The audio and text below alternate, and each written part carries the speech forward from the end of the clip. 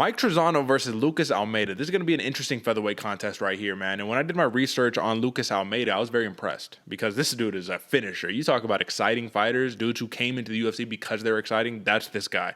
13-1, only one loss, and that loss came on his sole Dana White Contender Series appearance, which is interesting because if you look at all the other fights, you have first round arm triangle victory, TKO round 5, made a dude quit on the stool, third round flying knee. In his last fight, he got a first round guillotine. Like, this is a dude who's just absolute finisher. But AJ, he's fighting a Mike Trizano who out of nowhere came in, fought Ludovic Klein, and won a decision against him, man, which is like, we were mind blown. We're like, who is it? Mike Trizano? That guy from The Ultimate Fighter? Oh, okay, that's right. So when it comes down to it, man, he lost his last fight against Hakeem Dawodu pretty convincingly. It was bad. Dawodu just got out in front of him. He was more active. And that's actually what I wanted to talk to you about in this fight. One thing that I noticed about Mike Trizano, AJ, is that he seems to be a slow and steady wins the race type of fighter. Constant output, right? So he's going from A to B, but at that constant pace. So when we often ask ourselves, what's better, man? Like the hair versus the what is it, tortoise and hare? I think it's something like that. Tortoise and hare, that sound about right? So you got and hare, you're right, brother. You got the slow, just going constant pace as the tortoise, right? And the hare, he's going super duper quick, right? Maybe tires himself out a little bit, needs to take a little bit of a reprieve, a little bit of a break while that turtle just keeps going. That's Mike Trizano, right? However, he loses against these dudes who get out to the fast starts, who are able to just sit there and just outpick him out, outpiece him with volume. And Lucas Almeida can do that. But the problem that Lucas Almeida has is a gift and a curse. He knows how to put people away. So he always is trying to put people away. And when you can't put that person away, well, guess what? Rounds 2 and 3 and 4 and 5, those rounds come, right? Now, obviously, this is the 3-round fight. But this is how I see this fight happening, AJ. I see that Lucas Almeida could put a flurry on in the beginning of the fight, and he could put Mike Trizano away, and that could be it. Wipe his hands with it and walk away. Or he could try, and it fails, and Mike Trizano just kind of puts it on him for rounds 2 and 3, builds up that slow and steady wins the race type of fight. Do you agree with my kind of the way that I see the fight happening here, or talk to me? Oh, 100%, Derek. Lucas Almeida, he is all pressure, all power for about 3.5 minutes, maybe 4 or 5. That first round, he's very dangerous, but he really starts to peter out, man. Much like myself, man, I'm a sprinter. I had the same thing, very, very fast in the beginning. Lucas Almeida, he'll start to kind of tear down a little bit, kind of way down, and that's when Mike Trizano, I like the way you phrased it, very, very tortoise versus hare right here. Trizano's very smart, very calculated, has a good jab. He just needs to stay busy. He's very consistent fighter, which in the eyes of the judges doesn't always win, especially nowadays, man. But I can see Lucas Almeida very dangerous in the beginning of the fight. Mike Trizano, once he starts picking up, feeling better, Almeida has finally calmed down, set a pace that they can both work at. That's when Trizano's really going to start to shine on this one. Yeah, man. Basically, this is the tail of the tape, I guess you could say stat-wise. For Lucas Almeida, 7 first-round finishes, 100% finish rate in his wins, 8 knockouts, 5 submissions. Mike Trizano has an 80% finish rate in his wins, 7 knockouts, 1 submission. And all of his offense is built around his jab. But if you think about it, his 2 losses have come in the UFC. He's 3-2 in the Big Show.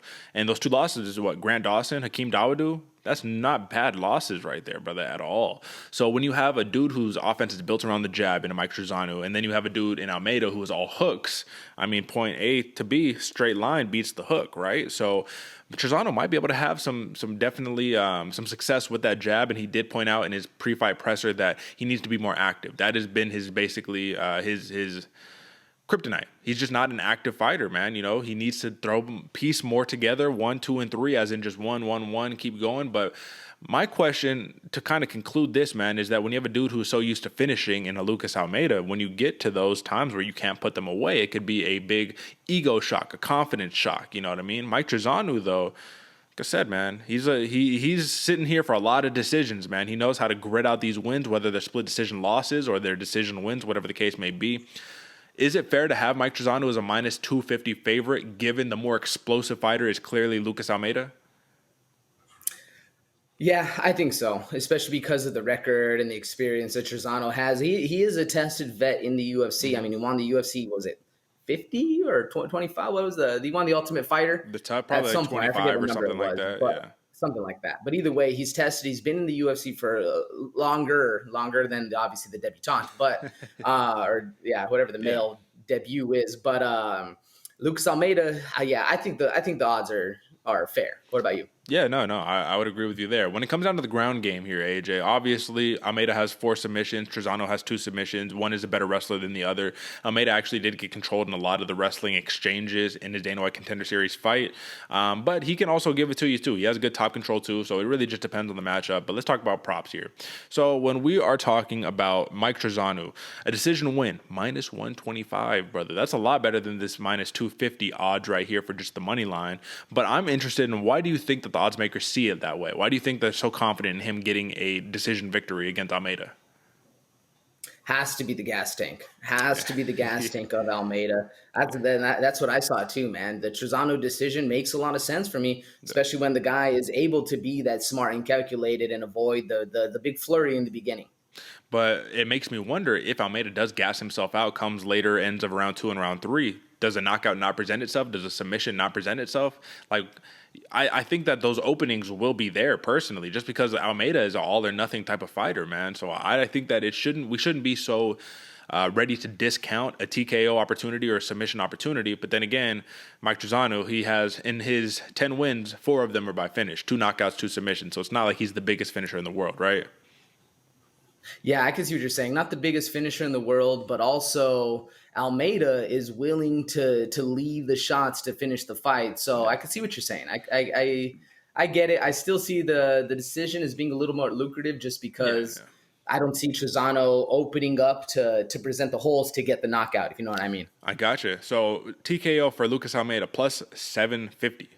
So even though this dude is a finisher, they don't really expect him to finish, which is kind of weird, right? And plus 375 for a decision, man. So clearly the odds are in favor of Mike Trizano. I like Trizano here. You like Trizano here. But just give an explanation for why the weird face is for the Lucas Almeida prop stats. The prop is very interesting. I thought the knockout would be more likely than the decision, because him going to decision doesn't make sense to me at all. At least from what we've seen, all of his other fights, and the Jungle Wars and all that stuff, those are all round 1. This dude's an early fighter, and the one time he did go decision, he was looking real gassed in his Contender Series fight. So that for a decision didn't make sense to me. I thought the odds would be flipped right there. Well, I think that they see the toughness of a Mike Trizano, and they're probably giving him credit for that, because the only person he's been finished by in his career is Grant Dawson, and that was a submission loss. So haven't been knocked out, anything like that. Hasn't taken a lot of wear and tear. So listen, man, at the end of the day, I'm rolling with Mike Trizano, and I think I will take that decision prop minus 125. I think that's going to be the safest pick, and that means that I'm rolling with the over of 2.5 rounds. Do you agree with me there, AJ? Right there, brother. All right, easy. So it looks like you're opening it up with 3 straight decisions. I got a TKO in the main event, led by 2 other decisions going past there. Now,